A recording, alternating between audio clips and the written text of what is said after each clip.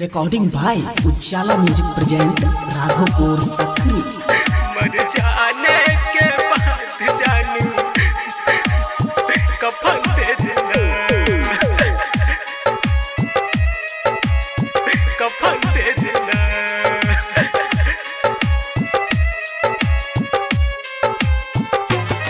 जाती हो तो जाओ दुआ दे जाना, मर जाने के बाद जानू कफन दे देना। जाती हो तो जाओ दुआ दे जाना, मर जाने के बाद जानू कफन दे देना।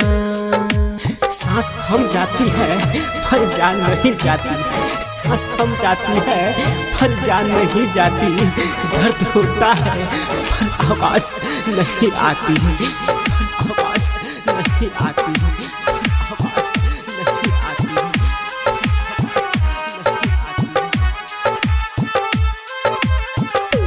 मन के मंदिर में तुमको बसाया था मैं, धोखा दे के गई तू बिगड़ते समय।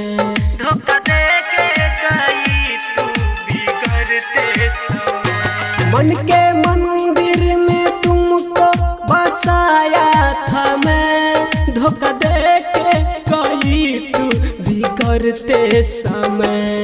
जाए जा हर जाई दुआ दे जाना, मर जाने के बाद जानू कफन दे देना। मर जाने के बाद जानू कफन दे देना।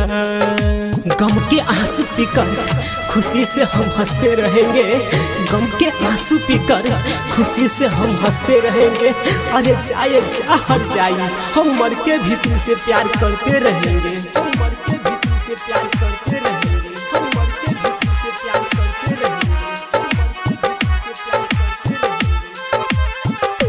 जहाँ रहना वहाँ खुशहाल रहना, जन गम से न अब हमको कुछ कहना। जन गम से न अब हमको कुछ कहना। जहाँ रहना वहाँ खुशहाल रहना, जन गम से न अब हमको कुछ कहना। अंकित उजाला को तुम भूला जाना, मर जाने के बाद जानू कफन दे देना। मर जाने के बाद जानू कफन दे देना।